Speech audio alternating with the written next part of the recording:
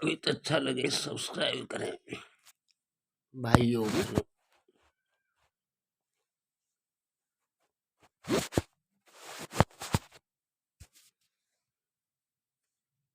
हरे हरे।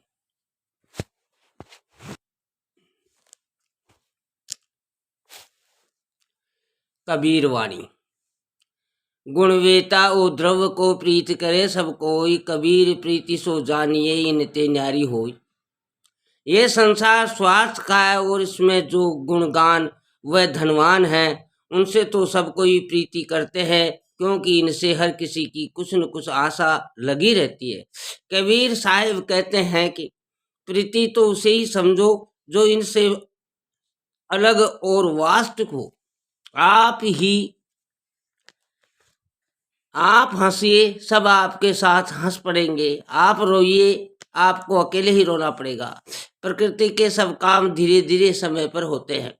जो व्यक्ति कठिन चीजों को आसान बनाकर समझा सकता है, अगर आप एक पल के लिए क्रोध को रोक लेते हैं तो आप पूरे दिन के दुख से बच जाते हैं।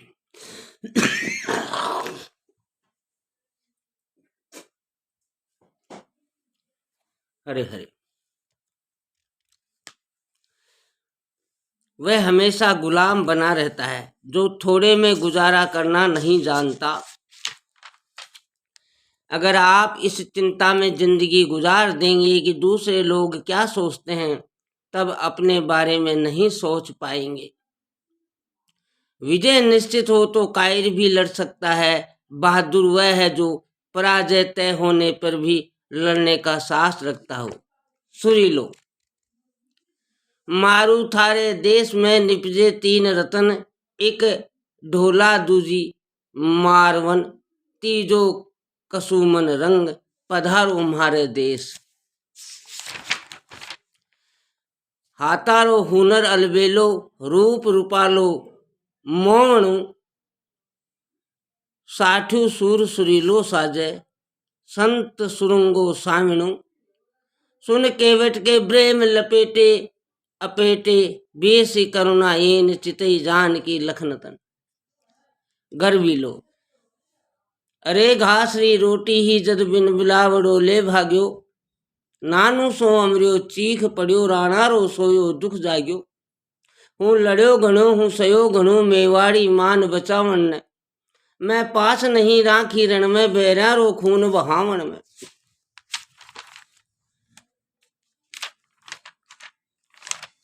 अपनी उससे यारी है जिसकी दुनिया सारी है, आया कारीगर करतार हुनर हद किया, माए भरी भिंगार ऊपर रंग दियो, लेख मिटाया ना मिटे, किन माथे इतरावे भाया, अमर नहीं या थारी काया, कर ले जमा करमरा खोटा, साथ में नहीं आवे धन माया, लेख मिटाया ना मिटे।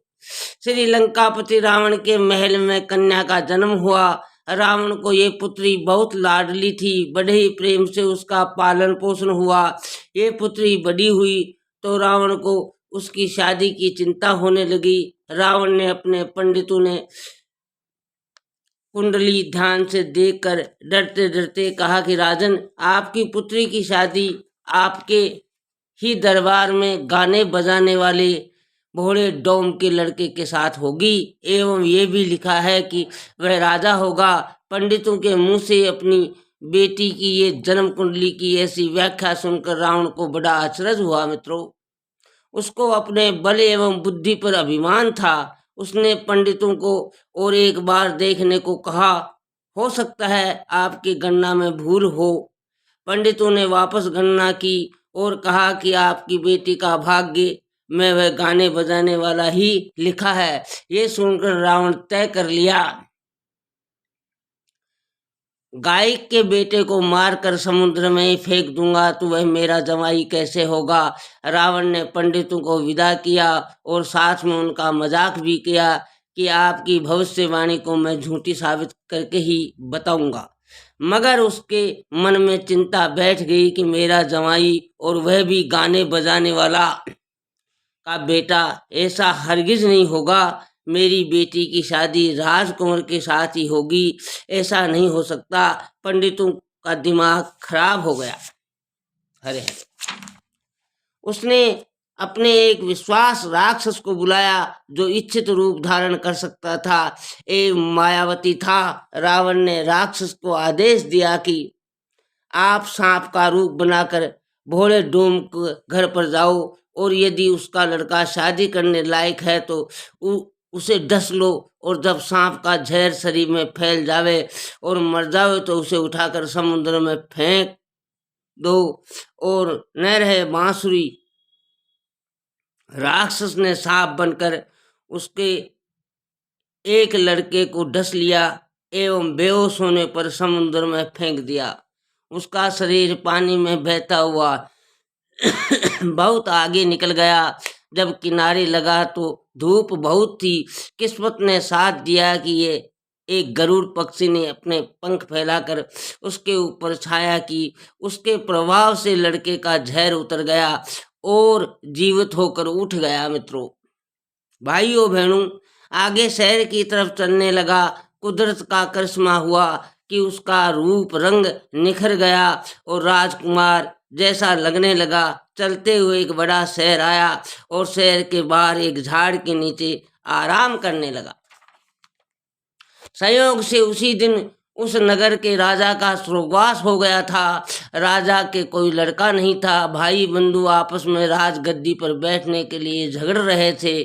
इस झगड़े से परेशान होकर सबने सलाह करके पंडितों को बुलाया और इसके निराकरण के लिए प्रार्थना की। पंडितों को बुलाया और इसके निराकरण के लिए प्रार्थना की। पंडितों ने ज्योतिष देखकर कहा कि राजा को हाथी को खुला छोड़ दो, राजा के हाथी को खुला छोड़ दो और वह सूंड उठाकर जिसकी अपने ऊपर बिठा देगा वही यहाँ का राजा होगा। ये सलाह सभी ने मान ली। राजा के हाथी को खुला छोड़ दिया गया। आगे आगे हाथी एवं पीछे पीछे राजा के भाई बंधु एवं प्रजा चल रही थी। वह पूरा नगर घूम गया मगर किसी को अपनी पीठ पर नहीं बिठाया और आगे चलता रहा। वह नगर के बाहर निकला और वहां जाकर खड़ा हो गया जहां झाड़ के नीचे भोले डोम का लड़का बैठा हुआ था। हाथी ने अपनी सूंड से उसको उठाकर अपनी पीठ पर बिठा दिया। प्रजा में आनंद की लहर दौड़ गई और राजा की जय जयकार होने लगी। राजा के भाई बंधु ने भी इसे मान लिया और विधि विधान से उसका राज तिलक हो गया और वह अपनी पिछली जिंदगी भुलाकर राज करने लगा एवं किसी ने भी उसकी पिछली जिंदगी के लिए नहीं पूछा। इधर रावण भोले डोम के लड़के को समुद्र में फेंकवा कर निश्चित हो गया। फिर उसे तो समुद्र में मगर खा गए होंगे। अब मेरा जमाई कैसे होगा? रावण ने अपनी लड़की के वर के लिए खोज शुरू किया और विधि के विधान से वही राजकुमार पसंद आया।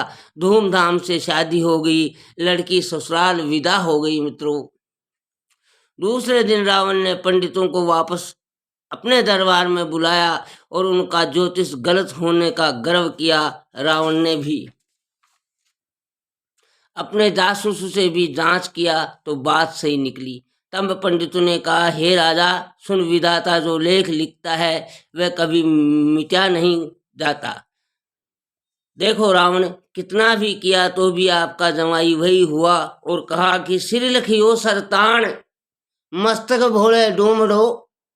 सुन लंकापति रावण, लेख मिटाया ना मिटे, क्या करे करोड़ी लाल। क्या कुछ प्रमुख भाजपा नेता नहीं चाहते कि मीणा समाज में सर्वाधिक जनाधार रखने वाले डॉक्टर करोड़ी लाल मीणा भाजपा में नहीं रहे, पार्टी छोड़ दें या निष्क्रिय बैठ जाएं?